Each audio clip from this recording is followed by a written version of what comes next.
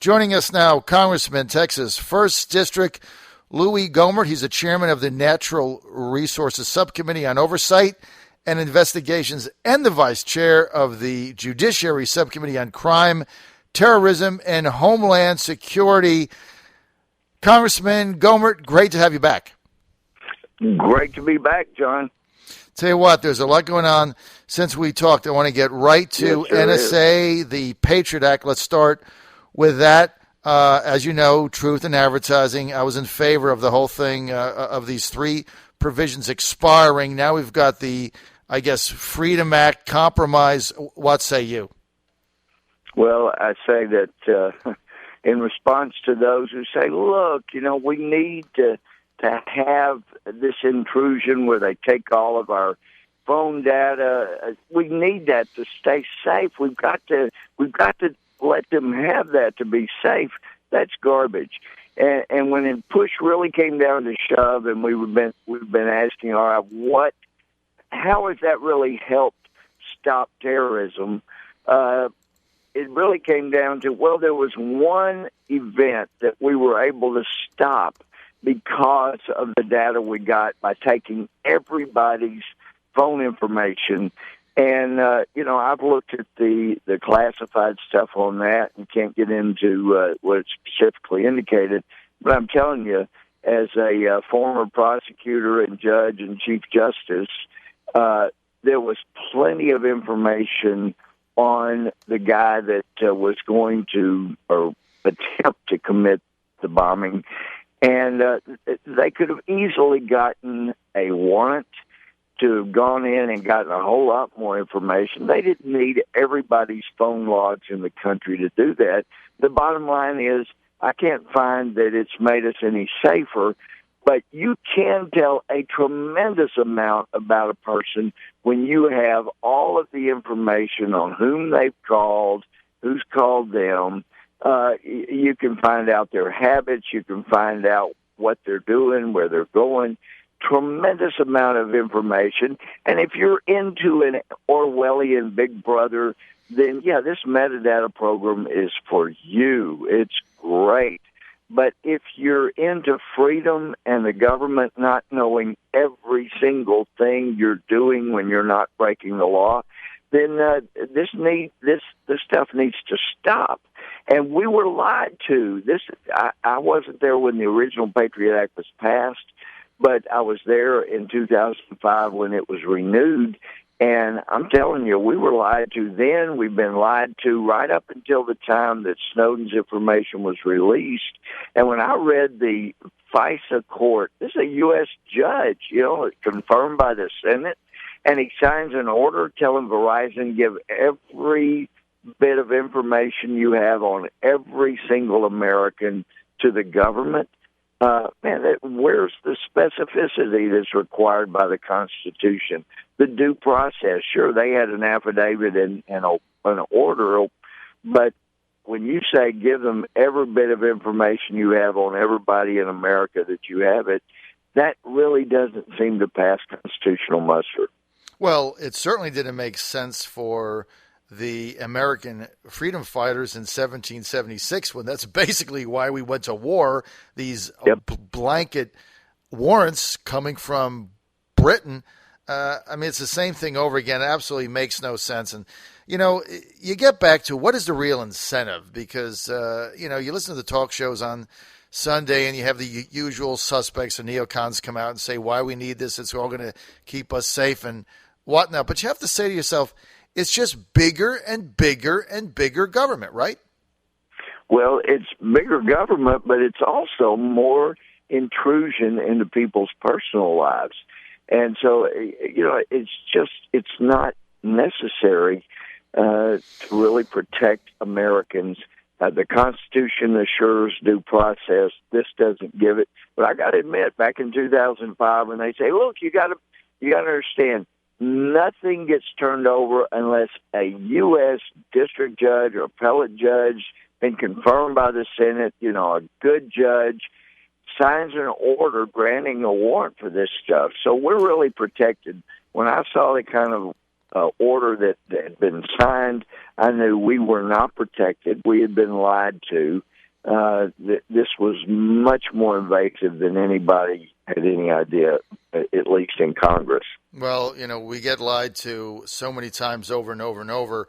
Unfortunately, you start to get immune to the whole thing, unfortunately. Congressman Louie Gohmert, Texas, 1st District Chairman of the Natural Resources Subcommittee on Oversight, and also the Vice Chair of the Judiciary Committee on Crime, Terrorism, and Homeland Security. Congressman Gohmert, speaking of Homeland Security, yesterday Jay Johnson does a little shuffling at the TSA, but we have this study where 95% of the explosives and firearms that investigators try to get through the TSA goes through. So basically, they had a 5% success rate. Now, if any of our children came home with a 5 on a test, we'd be pretty mad. They got 5%. But for the government, John, that's pretty good. 5%, and nobody gets fired. I mean, he shuffles. Yeah, that's the amazing part. We're talking about government workers. And John, that was the whole point of federalizing the private security at airports. Nearly everybody that worked for the private security agencies went to work for the TSA. I think there were 100 to 200 of the thousands and thousands that didn't get hired. And I think they filed suit at one time.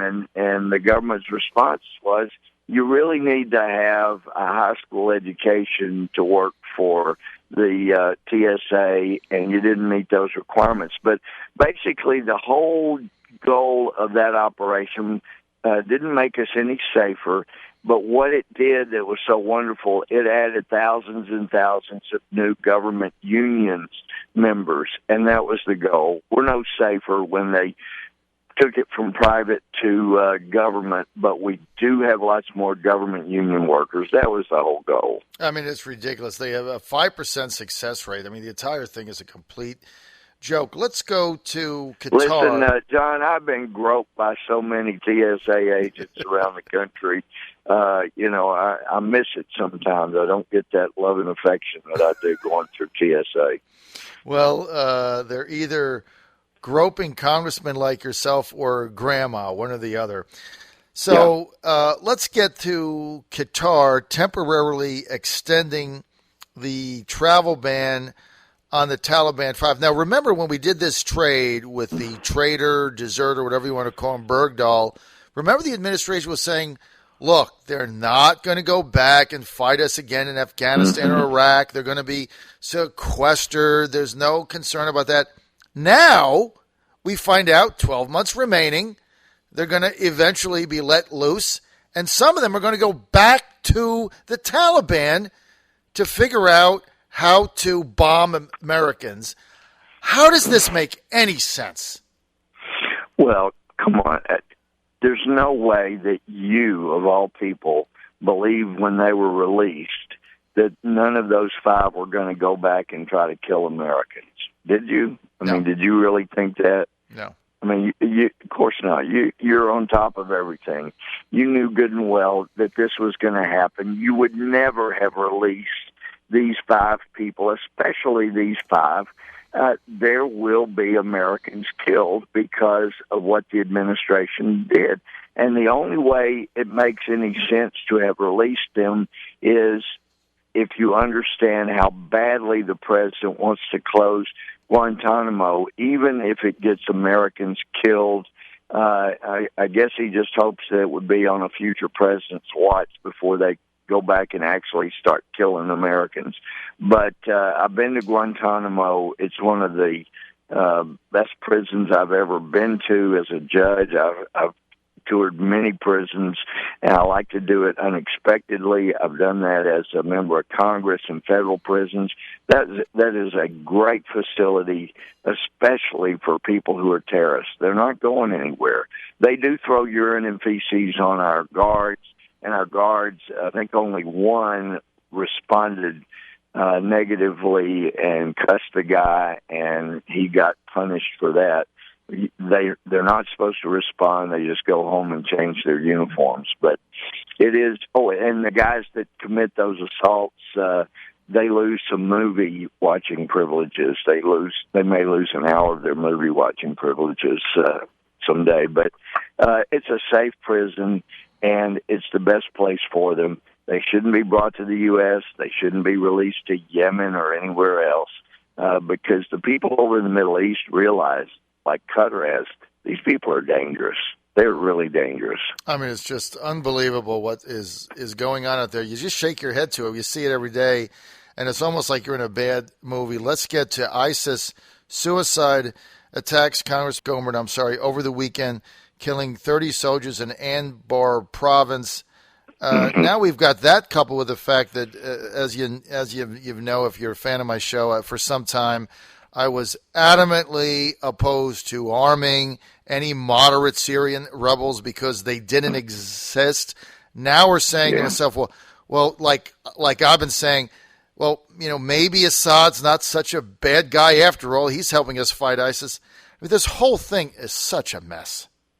Yeah, and we shouldn't get involved where no matter who wins, we're going to lose. Right. But Assad, a bit like Gaddafi after 2003, he was a threat to us before 2003, after we invaded Iraq.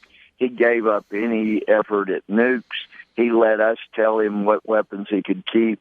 And as some in Israel have said, besides us, he was giving you more help on going after terrorists after 2003 than about anybody.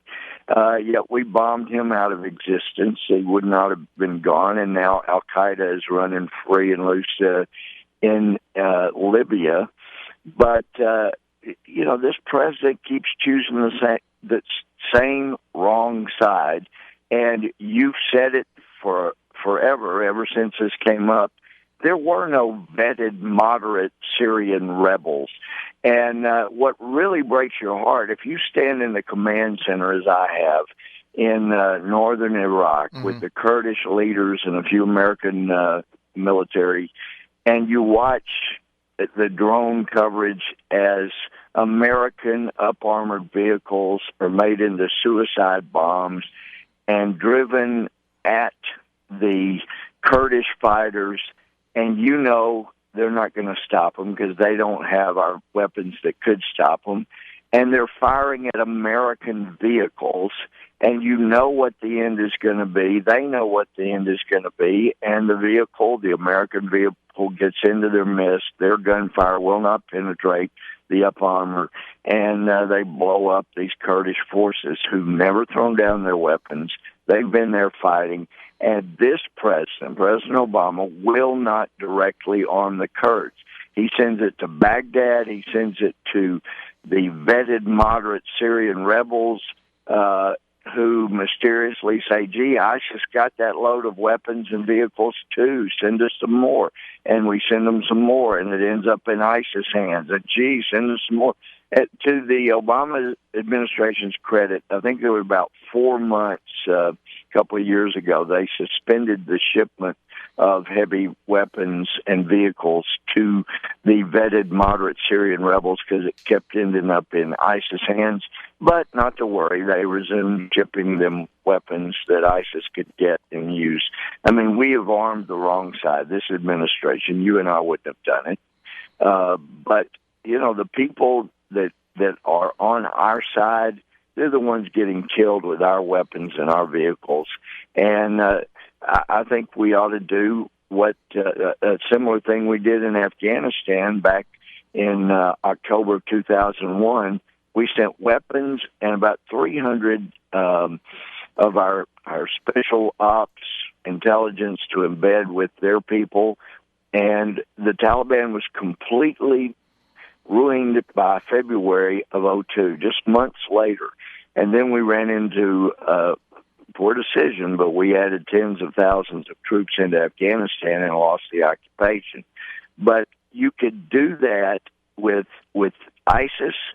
You could arm the Kurdish, the Jordanians, after they burned, ISIS burned one of their pilots in a cage. They got involved. You could equip them. Others say, you can't do that. You can't arm the Kurds like that because Turkey is our ally, and they would go nuts. They're worried about the Kurds. Right. Well, what we can say to Turkey is, look, this is what we're going to do. We're going to totally arm the Kurds and let them take out ISIS. They will, they can, if they have even equal weapons with ISIS. But, yeah, Turkey, you're our ally. You don't let us use our bases or the NATO bases to fight ICE. But you have a big enough military, Turkey, to take them out by yourself. Right. So that's the deal. You take them out, and we won't arm the Kurds. But if you're not willing to take them out as you could by yourself, then we're going to arm the Kurds, and good luck on your southern border. Exactly. I mean, we just give them the choice and give them a timeline instead of. Yep, I mean, the whole thing exactly. is I mean, it's just like we're intimidated by them, and meantime, they're getting the upper hand. We're with Congressman Louie Gohmert, Republican, 1st District of Texas. Congressman, I've only got 1 minute. Give me some good news and tell me Congress is going to stop TPA.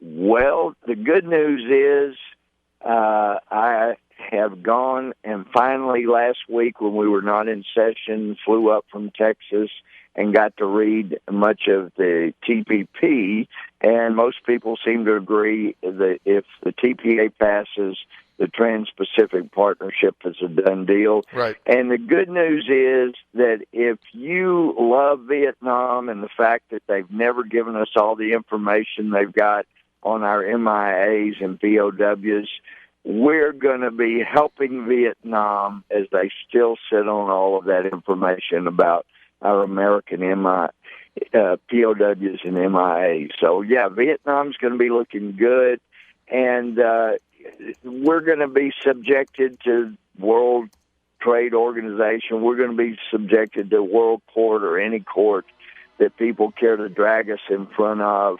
We're going to lose some authority over our own trade situation. So if you're in favor of weakening America, even though there will be some companies short-term that make a little more money, long-term it doesn't help America. But if you're into the short-term that ultimately hurts America, that's all right. Good Well, we news. got to keep fighting it. Congressman Louie Gohmert, we're out of time. For more information, go to gohmert.house.gov. Thanks for being with us, sir.